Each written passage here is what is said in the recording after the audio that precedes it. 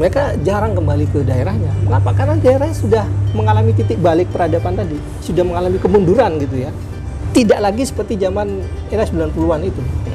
Berarti kita mundur dong, Pak. Kita mengalami kemunduran secara kelompok subkultur.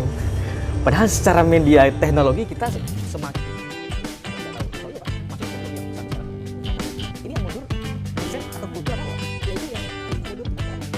Sahabat podcast mahasiswa dimanapun Anda berada, jadi siang ini ya, pagi menjelang siang ini saya sedang ada di salah satu kafe di Pamekasan dan saya bersama Mas Ardi Raditya ya namanya. Sekarang jadi dosen di sosiologi di Unesa. Nah, kebetulan beliau ini adalah orang Madura dan kemarin sempat ngobrol-ngobrol sedikit tentang subculture ya, subkultur Madura, dan tadi sedikit kita bincang-bincang kegelisahan beliau itu. Katanya subkultur di Madura ini sekarang sudah tidak terwadahi. Namun saya tidak tahu apa itu subkultur. Artinya saya ingin mendengar langsung dari beliau ini. Jadi apa yang beliau lihat tentang Madura sekarang? Subkultur itu sebenarnya bagian dari budaya besar di masyarakat. Di masyarakat, tetapi dia punya resistensi terhadap kelompok budaya besar di masyarakat, kelompok-kelompok arus utama. Misalnya kalau di Madura kan kita mengenal trilogi orang tua ya. Trilogi orang tua itu ada Bapak Guru Rato, ya. Dan itu mereka sebagai penjaga nilai-nilai tradisi kemaduraan. Nah, itu diwarisi dari zaman ke zaman gitu. Bapak, Ibu, Guru Rato. Ya. Orang tua, guru dan pemimpin. Pemimpin. Mungkin lebih tepat sebagai pemimpin. Pemimpin sekarang ya. Oke, nah kelompok subkultur itu hadir karena mereka merasa kehidupannya itu berbeda dengan kehidupan kelompok tradisi arus utama. Jadi yang dimaksud subkultur tadi adalah sesuatu yang dia bukan ibu bapak, bukan guru, bukan pemerintah. Di luar semua itu. Di luar semua itu. Tetapi mereka tumbuh dan lahir dari ketiganya ini. Karena mereka juga bagian dari orang Madura ya. Yang membedakan lintasan sejarahnya itu pada saat meledaknya kelompok-kelompok anak muda, dan itu terjadi di seluruh dunia, juga di Inggris tahun 40-an, pasca Perang Dunia itu. Adanya istilah tentang baby booming gitu, meledaknya kelompok-kelompok anak muda yang mereka merasa kecewa dengan adanya kondisi masyarakat industrialisasi yang menyingkirkan kelas pekerja. Oke. Itu yang terjadi di Inggris ya. Tapi ini kan konteks sosialnya beda. Di Madura itu tidak seperti di Inggris. Madura itu industrialisasinya mulai berjalan, itu mulai muncul pembangunan Suramadu. Oke. Itu mulai berjalan. Tetapi riset ini saya kira terlalu menyederhanakan. Karena banyak kan orang-orang peneliti Madura, baik orang Madura sendiri atau yang luar Madura. Sebenarnya industrialisasi itu terjadi itu sebelum lahirnya Suramadu. Dan jauh-jauh hari ya? Jauh sebelum lahirnya Suramadu. Sejak masuknya listrik ke Madura. Industrialisasi itu sudah mulai berjalan. Tahun berapa itu? Itu sekitar tahun 70-80-an. Jadi subkultur Madura sudah muncul? Sudah muncul di situ. Jadi sederhananya subkultur ini seperti model-model apa, Pak? Dia model wujudnya lah. Kalau dari medianya itu dalam bentuk masuknya televisi. Oke. Artinya wujud orang Madura yang subkultur itu seperti apa? Anak-anak muda. Anak muda. Kalau di istilah luar di barat itu nyebutnya dia sebagai youth, kelompok pemuda. Tetapi di Madura itu di sini nggak ada istilah tentang pemuda. Yang ada itu anak muda. Anak ngode. Oh iya. Mengapa ada istilah anaknya? Itu yang jadi masalah kan seharusnya. Itu sejarahnya itu harus diteliti. Iya. Karena tadi ada kelompok trilogi orang tua itu yang tidak mau melepas anaknya. Jadi anak pemuda ini disebut nak anak muda. Nak anak muda, bukan pemuda. Iya. Ya artinya mereka sebenarnya tidak memiliki kemandirian berarti dong. Dia mau mandiri, tetapi diikat oleh tradisi. Akhirnya anak muda gitu. Akhirnya anak muda. Dan itu berarti kalau anak muda kan berarti cenderung disepelekan dong, Mbak. Itu dia kelompok subculture. Oh, anak muda gitu. Anak muda itu. Oke. Padahal sebenarnya budaya kelompok subculture itu dia punya ciri khas tersendiri dibanding kelompok tradisi arus utama tadi, trilogi orang tua itu. Kalau orang tua itu kan pingin anaknya di Madura lebih sukses dari orang tuanya. Makanya dikasih pendidikan, kemudian agama, gitu. Betul. TK, Betul. tata krama dan semuanya ya. Nah, kelompok subculture anak muda itu menjalani pengalaman itu sejak di dalam rumah. Pendidikan itu ya, itu sudah terinternalisasi. Internalisasi itu sudah menjadi bagian dari hidupnya sejak kecil. Tetapi setelah mereka sudah beranjak dewasa, ketemu teman-teman di luar rumah, itu jadi berbeda. Mereka sudah mulai mempertanyakan, karena orientasinya sudah punya jalan sendiri. Setelah mereka bertemu dengan teman-teman di luar rumahnya. Nah, pertemuan dengan teman-temannya di luar rumah itu dimediasi oleh media massa untuk mengkonsumsi berbagai macam gaya hidup yang baru. Sejak listrik masuk ke Madura. Televisi juga. Televisi juga. Itu mungkin televisi yang mulai masif itu tahun 70-80-an. Jadi di Madura itu. Kalau boleh saya sebut, jadi seperti anak-anak punk, jamet, anak-anak motor, yang ada di Madura, itu lahir dari itu subculture. Dan masuk dalam mereka kategori subculture. Itu. Tetapi kalau melihat akhir-akhir ini justru saya tidak melihat identitas itu, Pak. Artinya sekarang ya saya tidak tahu, mungkin orang-orang Madura sekarang sudah eksodus, mungkin anak-anak mudanya keluar. Cuman di Madura itu tidak terlalu menonjol, subkultur ini tidak terlalu menonjol begitu. Iya, karena itu kelompok trilogi orang Madura itu kemudian bertransformasi menjadi rezim censorship, mensensor gitu ya. Karena mereka menganggap itu menjadi ancaman bagi mereka. Ancaman terhadap apa? Tradisi yang sudah mapan bagi mereka. Ya itu kemudian membatasi, wacananya dibatasi, kemudian informasi yang berkembang dibatasi, dan anak mudanya yang kemudian mencoba menantang tradisi yang besar itu kemudian ditekan. Dan itu wacananya kan nggak berkembang gitu. Tadi disebutkan domain tradisi Madura itu tidak mau kemudian subkultur ini muncul. Jadi apa yang menyebabkan kasus itu?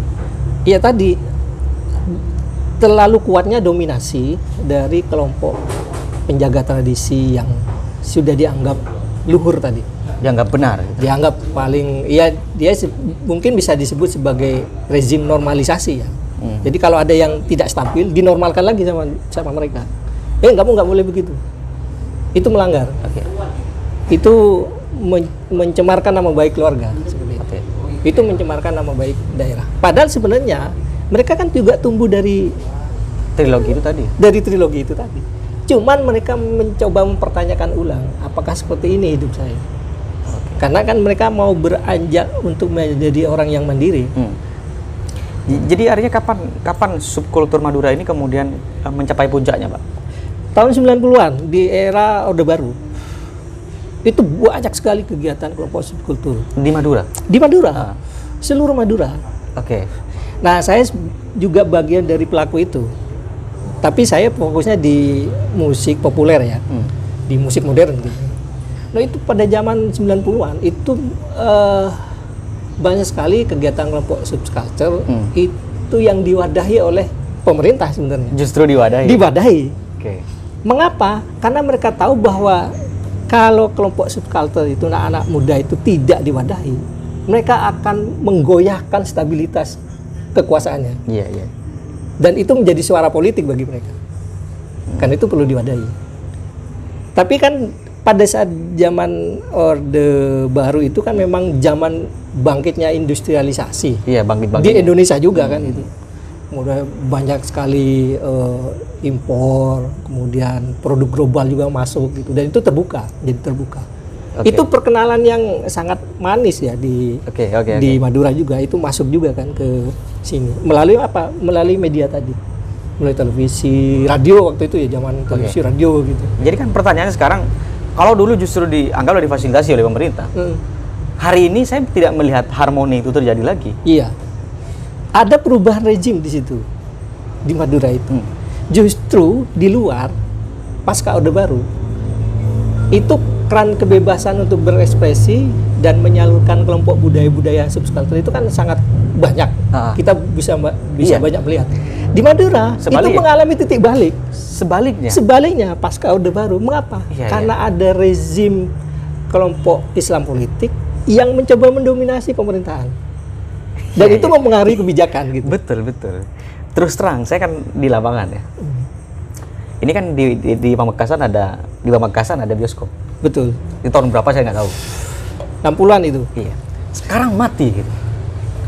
Mau ada bioskop lagi, bioskop kan itu dunianya anak-anak subkultur toh? Iya. Jadi bioskop itu adalah dunianya anak-anak muda. Betul. Saya lihat, saya urut Pak ya. Di Makassar ada bioskop di dekat Tari Lancor, dan sekarang mati, tinggal gedungnya. Tiba-tiba tahun 2019 itu, tahun 2020 itu mau ada waktu itu, mau ada bioskop, ditolak. Diprotes kan? Diprotes. Padahal itu merupakan bagian dari apa ya? Anggaplah kalau mau disebut lingkungan anak-anak subkultur. Betul. Iya. Nah, itu namanya kanalisasi dari visibilitas sosial. Jadi ada salurannya. Visibilitas itu secara sederhana memandang yang dari jauh dengan jarak jauh yang dekat. Pandangan jarak jauh yang dekat. Film itu imajinasi kita tentang kemodernan, kebaruan budaya. Itu kan orientasinya mesti keluar. Iya. Tapi itu jauh sekali. Iya. Kita benua Amerika, kemudian jauh sekali. Bioskop menjadi dekat ya? Menjadi dekat. Kita mengenal bahwa di situ ada sesuatu yang baru, yang itu menjadi bagian dari hiburan anak-anak muda. Boleh nggak saya menyebut Pak? Jadi tidak majunya Madura karena subkultur ini ditekan. Subkultur itu memang disensor. Oleh kelompok? Oleh rejim Islam politik. Islam politik. Jadi saya baru mengerti sekarang. Jadi saya baru mengerti sekarang. Jadi ada dominasi itu. Ada itu. Saya sudah lama menggeluti studi-studi kelompok subkultur di Madura. Hampir semua arsip, tulisan, kemudian textbook, hasil studi itu saya pelajari. Dan ternyata tidak ada satupun yang mencoba menyingkap adanya ancaman yang lahir dari dalam orang Madura sendiri terhadap kelompok subkultur. Dan juga tidak ada tantangan balik. Maka dari studi-studi yang sangat reduksionis itu ya, sangat terbatas, saya harus mendorong diri sendiri sebagai ambisi pribadi akademik untuk memunculkan kelompok subkultur itu dalam studi akademik, supaya orang tahu bahwa Madura itu tidak tertinggal. Majunya itu karena ada anak-anak muda. Tapi mengapa hilang? Ya karena tadi wacananya sudah dikontrol, kan disensor. Jadi apa sebenarnya kepentingan kelompok Islam politik ini apa di Madura? Ya dia mau menyebarkan ideologi ini ya, semacam ideologi politik yang untuk menyebut daerah mereka sebagai daerah yang sakral, kesakralan geografis gitu ya. Dan itu mengaca di banyak daerah kan, misalnya di Aceh, kemudian di daerah Jawa Barat, dan ke Banten juga. Itu kan mereka mengacanya ke sana. Karena memang migrasi itu tidak hanya migrasi fisik kan?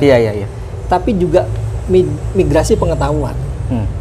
Pada saat kelompok-kelompok mungkin sayap kanan, populisme sayap kanan yang tumbuh di kota-kota besar itu kan menarik perhatian karena itu diberi wadah kan di media. Dan itu ketemu dengan kelompok rezim Islam politik di Madura yang dominasi mayoritasnya Islam kan Iya. penduduknya, itu ketemu. Maka mereka mencoba membangun daerah yang sakral, yang adikodrati, yang profan gitu, dengan menyingkirkan berbagai macam gangguan dari kelompok subculture ini. Oke. Karena bagi mereka itu dianggap liar. Ya tidak sesuai dengan norma, tidak sesuai dengan. Padahal normanya juga mereka lahir dari kultur Madura kan, nggak mungkin meninggalkan itu semua. Oke. Jadi itu yang membedakan kemudian pada tahun 90-an itu, pada masa Orde Baru, di Madura titik balik subkultur justru semakin merosot, di luar semakin maju. Di luar semakin maju. Berarti ini menunjukkan ada fakta di Madura semakin tertinggal dari sisi subkultur, di luar semakin maju. Di luar semakin maju. Dan itu menjadi semakin memperparah kondisi ketertinggalan orang Madura. Kan?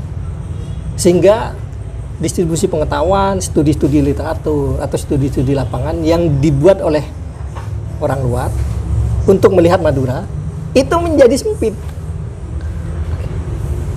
Karena yang mereka mintai pandangannya itu rata-rata pandangannya itu melalui cara pandang kelompok-kelompok itu, kelompok-kelompok Islam politik. Oke. Jadi orang-orang Madura yang sekarang pilih aktif di luar, pergi keluar Madura, eksodus lah. Iya. Itu merupakan dampak tidak dari? Iya, itu salah satu yang sangat besar ya urgensinya ya. Kenapa banyak kemudian mereka sudah mengenal bermacam-macam kelompok subculture atau budaya-budaya populer di luar, mereka jarang kembali ke daerahnya. Mengapa? Karena daerahnya sudah mengalami titik balik peradaban tadi, sudah mengalami kemunduran gitu ya. Tidak lagi seperti zaman era 90-an itu. Berarti kita mundur dong, Pak. Kita mengalami kemunduran secara kelompok subculture. Padahal secara media teknologi kita semakin, hari ini siapa yang tidak tahu Iya. masuknya teknologi yang besar-besaran ke Madura. Tapi ini yang mundur mindset atau kultur atau apa, Pak? Ya itu yang mundur itu kan cara pandangnya. Kemudian cara mengolah perubahan yang baru itu kan tidak dikelola dengan terbuka. Berarti kan jadi eksklusif kan. Berarti kan aneh, Pak. Teknologi semakin maju, sudut pandang dan kultur justru semakin mundur gitu kan? Iya. Itu karena ideologi tadi ya. Ideologi itu kan nggak perlu lagi dipertanyakan bagi kelompok-kelompok populisme sayap kanan itu dengan Islam radikal, atau mungkin sekarang ada istilah ekstremis kanan, atau juga ada radikal Islam dan lain sebagainya gitu. Yang saya tahu kan di Pamekasan misalnya yang dimunculkan stigma yang dimunculkan oleh Islam politik ini dikit-dikit maksiat gitu. Iya. Itu kan diskursus yang saya pikir mundur ke belakang. Iya. Jadi bioskop disebut maksiat itu kan berarti Iya. mundur ke belakang, Pak. Mundur ke belakang. Iya, karena mereka tidak lahir dalam kelompok subculture yang bermigrasi sosial dan pengetahuan dengan orang luar. Betul. Karena mereka terisolasi dalam kelompok mereka sendiri. Misalnya dalam institusi pendidikannya, ya di situ aja. Nggak keluar gitu. Paling keluarnya mengkonsumsi teknologi, yang dicari menunya itu juga. Iya. Gitu. Dan kalaupun ketemu sama lingkungan mereka sama lingkungan mereka sendiri kan. Itu menjadi eksklusif mereka. Dan hari ini tetap kelompok ini tetap dominan di Madura. Tetap dominan Sampai hari ini. sampai ini, karena masuk dalam tadi susunan trilogi orang tua Madura kan. Guru itu kan bagian dari situ. Oh iya. Ya betul. Masuk di situ kan, ada di 3 trilogi orang tua Madura itu. Termasuk mereka kemudian merambah ke dalam ranah politik untuk mengganti kepemimpinan tadi.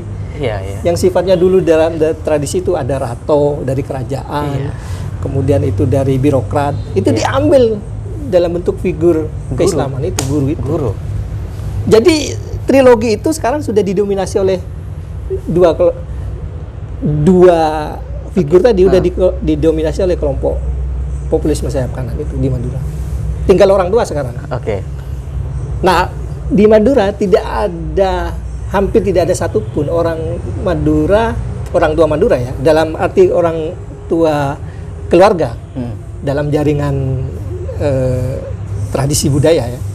Tidak ada satupun orang tua Madura yang tidak ingin anaknya mandiri dan tumbuh berkembang minat dan kreasinya. Tidak ada satupun yang ingin mengecewakannya. Oke.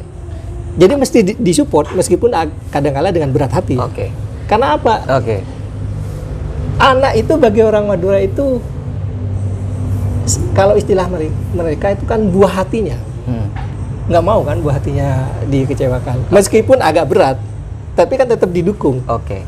Disupport selama itu tidak mencemarkan reputasi keluarga. Betul. Berarti dari sisi trilogi tadi Bapak Bebu Guru Rato. Jadi Bapak Ibu sudah mensupport nih ya. Sudah mensupport subkultur ini. Iya. Justru guru ini yang mengkooptas. Nah, guru ini sama pemerintah. Karena sudah dikuasai. Pemerintahnya ini dikuasai. Sudah dikuasai. Saya baru nyambung sekarang. Sudah dikuasai. Jadi kenapa kemudian ada orang-orang yang fanatik itu guru saya? Iya. Dan pertarungannya menjadi lebih seru. Mengapa? Karena dua figur trilogi tadi yang sudah dalam tanda kutip dibajak gitu ya oleh kelompok sayap populisme sayap kanan, itu mereka berhadapan vis-a-vis sekarang dan keluarga dengan orang tua. Jangan sampai anak-anak mereka meskipun menurut pandangan mereka itu liar, itu disakiti. Karena itu buah hatinya. Dan itu selaras dengan tradisi jaringan bele kan. Iya. Tradisi jaringan bele itu kan kuat juga, sama-sama kuat keluarga itu. Ya bele itu macam-macam di Madura. Ada bele keluarga, saudara, ada bele sebangsa, ada bele sekanca. Nah, kelompok subkultur itu juga bisa dibilang berhasil memainkan jaringan bele ini. Pertemanan antar keluarga, antar saudara, yang memainkan itu. Kalau di luar mungkin titik baliknya kan subkultur ini mendapatkan ruang yang akhirnya dia bisa menciptakan kreasi. Iya. Di Madura kok kayaknya dari titik balik itu mereka semakin depresi, Pak. Jadi banyak yang kemudian ke narkoba. Itu bagian dampak tidak sebenarnya? Iya, itu artinya karena tidak difasilitasi. Tidak difasilitasi. Pengalaman saya di Madura dengan meliti kelompok subkultur itu mulai meledaknya kasus-kasus narkoba yang mulai menasional ya. Di Madura itu salah satu juga masuk dalam 10 besar daerah yang terkena kasus-kasus narkoba yang sangat besar. Itu mulai tahun 2000-an ke atas. Berarti kan cocok dengan sejarahnya. Sejak Orde Baru tumbang, digantikan kelompok sayap kanan populisme, itu justru merebakkan kasus-kasus narkoba. Karena kelompok subkulturnya udah dibatasi di situ, udah disensor. Mereka tertekan. Jadi liar akhirnya. Dan itu terjadi di banyak negara yang lain sama juga seperti itu. Hanya saja kalau di negara-negara luar itu barang kali budayanya berbeda cara melihat kelompok-kelompok subkultur gitu. Karena itu bentuk dari kreativitas, kemudian diambil oleh industri, bisa diperjualbelikan gitu. Andai kata Pak, ini tidak ditekan ya oleh kelompok Islam politik ini. Jadi subkultur Madura ini dari trilogi tadi sebenarnya menghasilkan subkultur yang seperti apa idealnya Pak? Yang hibrid sebenarnya. Hibrid itu ada percampuran. Misalnya saya dulu mengenal salah satu kelompok band gitu. Dia kelompok band metal, punk juga waktu 90-an. Sudah ada di sini? Sudah ada di Madura. Udah itu bentuk kelompok-kelompok gitu. Kelompok di Bangkalan, Sampang itu. Dan mereka biasanya pusatnya di Pamekasan. Karena memang Pamekasan itu dalam sejarahnya pertama kalinya kanal hiburan tadi, kanal visibilitas sosial hiburan anak muda itu muncul kan. Gedung bioskop pertama di Madura kan di sini. Dua-duanya ada di sini. Televisi juga ada di sini. Listrik masuk pertama kali di Pamekasan. Dan itu kalau tarik ke belakang itu kan sebenarnya kan sejarah dari ibu kota Madura kan ada di sini. Itu udah make sense sekali. Gitu. Termasuk pusat negara Madura kan ada di sini. Gitu. Nah, presidenan tadi.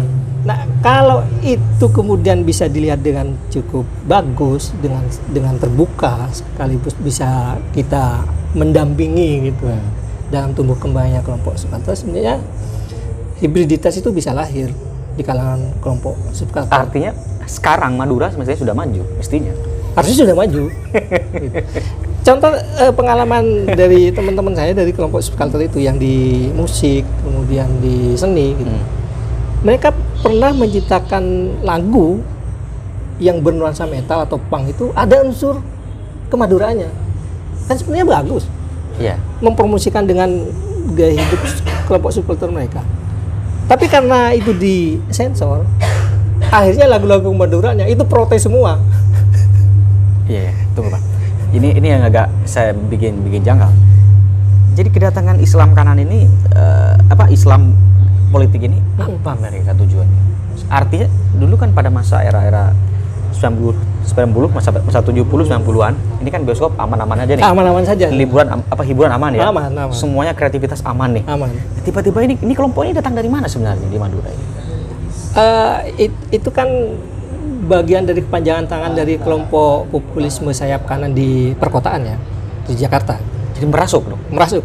Itu sejak adanya ya kalau mungkin kita bisa menyebut nama gitu, dan itu studi-studi itu ada misalnya dari Front Pembela gitu. Iya. Dan gerakan dan lain sebagainya, sayap-sayapnya.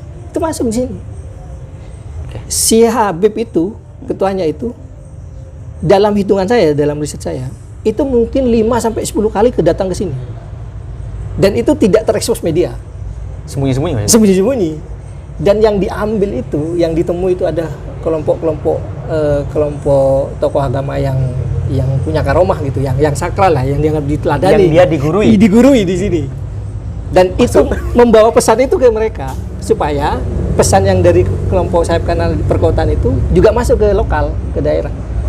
Tujuannya apa? Ya mengubah negara sebenarnya. Itu yang paling sederhana, mengubah ideologi negara. Jadi dia masuk ke pola trilogi ini, ke gurunya. Bagian gurunya. Bapak gurunya ini yang diambil. Gurunya yang diambil. Makanya dia bisa mencaplok ini kan. Mencaplok semua. Karena bupati-bupati ini kan masih murid dari guru-guru. Iya. Saya baru nyangka. Iya. Kalau kita mempelajari banyak kebijakan daerah ya, misalnya yang ada unsur-unsur Islaminya, itu mereka bisa dikatakan itu coba mengimitasi, dia meniru dari kebijakan yang ada di daerah lain di luar Madura yang sudah punya basis kuat Islam politiknya. Okay. Kebijakan itu diambil. Okay. Itu salah satu contohnya, misalnya kita ada gerbang salam, kemudian ada sholawatan dan lain sebagainya. Itu kan diambil dari luar sebenarnya. Pak, ini kalau dikumpulkan ya. Kalau dikumpulkan orang-orang hebat di Madura ini disatukan, mampu nggak? Ini kan banyak orang-orang Madura yang hebat. Banyak di luar itu. Banyak sekali. Saya kan ketemu podcast sama teman-teman ini, ada yang prestasi ini. Bahkan pikiran mereka sudah open minded lah mereka. Iya.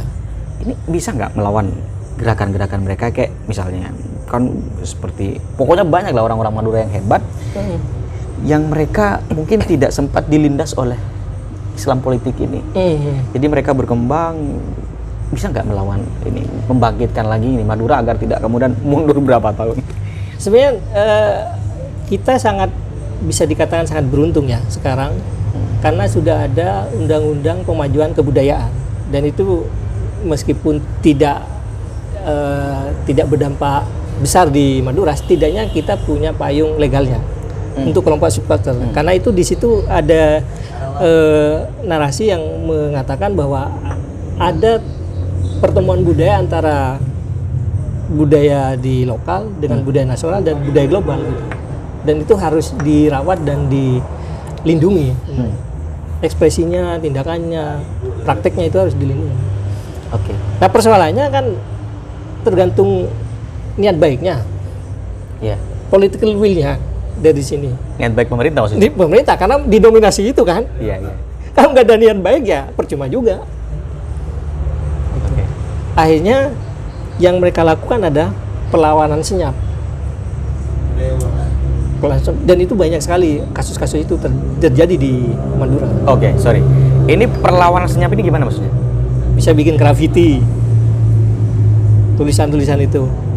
Kemudian mereka tidak mengakomodir suara pada saat pemilu. Golput lah. Enggak golput. Enggak mau milih itu. Yang ada basis ideologi Islam politiknya, yang dianggap bagi mereka itu bisa mengekang gitu. Meskipun tidak semuanya berhasil atau calon yang ditolak itu akhirnya menang juga, tapi kan setidaknya mereka sudah melakukan perlawanan senyap, dan itu akan terus berlanjut. Oke. Gitu. Karena itu sejarah yang sangat membekas bagi kelompok subculture.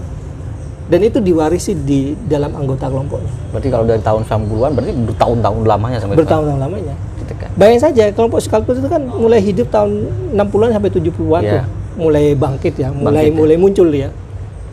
Dan itu berkembang sampai 90-an. Berarti kan 3 atau 4 dekade kita di Madura hidup berdampingan dengan kelompok subculture. Anak mudanya loh. Anak mudanya. Setelah itu, setelah pasca Orde Baru, itu kan habis, disensor. Meskipun tidak semuanya, tapi itu kan sudah kita kehilangan ruang untuk mengekspresikan kelompok subkultur itu di masyarakat luas, untuk dikenal. Oke, Pak. Jadi ini mungkin perlu diruncingkan lagi fungsi subculture bagi daerah gitu, bagi negara atau bagi bagi kultur-kultur di Indonesia. Sebenarnya subkultur ini fungsinya apa, Pak? Kalau boleh diruncingkan.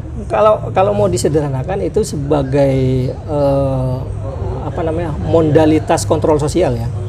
Modalitas itu artinya dia bisa bergerak untuk bisa mengontrol kekuasaan yang ada di institusi politik atau pemerintahan. Mengapa? Karena biasanya anak muda itu kritis. Ya. Dengan musik, dengan seni, dengan kelompok hobinya, mereka kritis. Mereka pinginnya dihormati dan dihargai kelompok subculture-nya dengan identitasnya masing-masing. Itu yang mereka inginkan. Oke. Supaya apa? Supaya keberagaman budaya itu kan terus berkembang. Oke. Tidak didominasi oleh 1 atau 2 kelompok saja. Kalau di luar kan keberagaman itu udah biasa. Udah biasa. Oke. Karena memang pendidikannya memang sudah bagus kan. Itu menjadi masalah. Di Madura itu kan lembaga pendidikan yang bagus dan legendaris itu kan ada di pusat ibu kotanya. Yeah. Ini justru bermasalah, justru mundur kan, jadi aneh.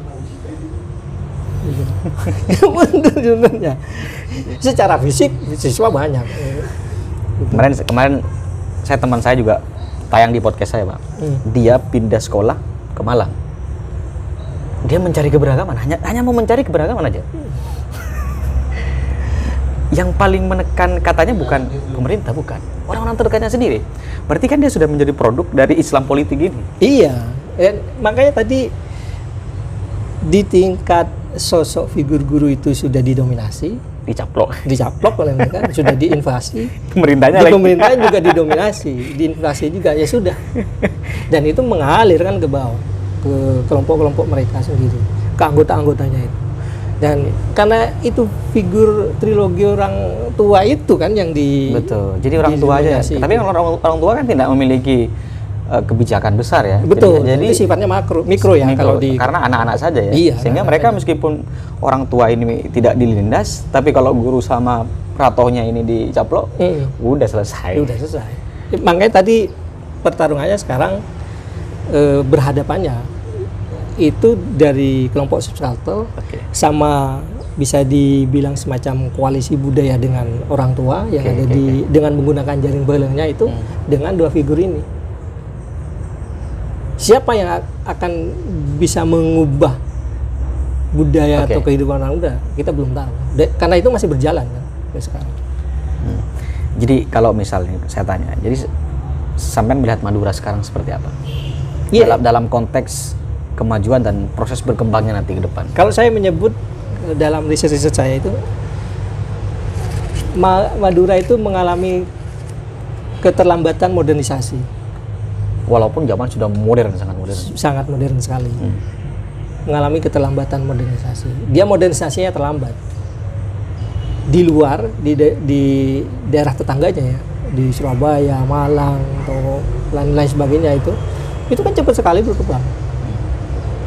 Padahal media populernya untuk menyebarkan informasi, memberikan ruang untuk ekspresi dari kelompok subculture itu kan sebenarnya hampir tidak jauh beda zamannya. Iya. Sama kan, 70-an, 60-an itu sama. Bahkan kalau kita lihat dari sejarahnya musik, misalnya kita kenal dulu Aka ya. Aka itu kan sangat legendaris tuh, yang menasional itu, Ucok Baba dan sebagainya itu ya. Sebelum mereka lahir di Surabaya, di sini kita sudah punya. Itu namanya 4 Bayangan. Itu jauh sebelum Aka lahir. Berarti kan kita sebenarnya hubungan dengan dunia luar pada saat itu sangat mesra sekali. Sekarang tertutup. Sekarang tertutup. Kan Karena aneh. teman-teman bilang pulang sudah dari Surabaya, ke Madura ini kok beda. Kalau kemarin aja waktu 2 tahun kemarin kalau nggak salah itu kan dari salah satu figur dari kelompok sayap kanan, populisme sayap kanan di Madura itu kan mau meledakkan Suramadu karena dianggap itu bagian jembatan yang menghubungkan maksiat dari kota luar ke dalam, kan aneh sekali. Itu kan produk modernisasi yang mau kita bangun untuk melihat adanya keberagaman supaya tumbuh kelompok-kelompok yang lain hidup berdampingan, kan aneh. Jadi berarti Islam politik ini benar-benar monopolistik betul ya. Sangat monopoli, dan itu terjadi di hampir semua daerah ya di Madura. Jadi maka nyatanya begitu. Meskipun kita tumbuh dan lahir dari kelompok orang tua yang sama seperti itu kan, kita juga dididik dalam pendidikan agama, kita kenal guru, iya. Tapi ini kan persoalannya bukan personal ini menjadi sistemik masalahnya. Betul, jadi sistemik. Dan mungkin bagi kita yang kenal dengan salah satu kelompok figur guru misalnya, yang sudah akrab dengan kita dan tahu bagaimana jejak rekam kehidupan kita, mungkin mereka mendukung. Tapi itu kan personal. Iya. Masalah mereka harus berhadapan dengan sistemik yang itu. Iya, betul. Dan itu melalui regulasi. Melalui regulasi. Perda. Itu susahnya. Itu. Kalau sudah melanggar perda, Anda diciduk Satpol PP.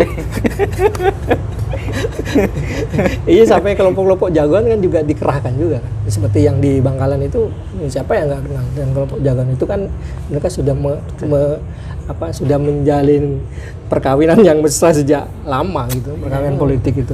Saya bingung kemarin waktu pertama kan turun ke sini, bioskop maksiat. Tahun 9 sudah ada bioskop ini. Baru sekarang bioskop maksiat. Ya kalau kita mau bicara itu yang secara sederhana ya, sama-sama amoral lah dalam tanda kutip gitu. Kalau urusan itu itu masuk neraka atau surga itu kan bukan urusan kita ya. Kita kan hanya menganalisa aja.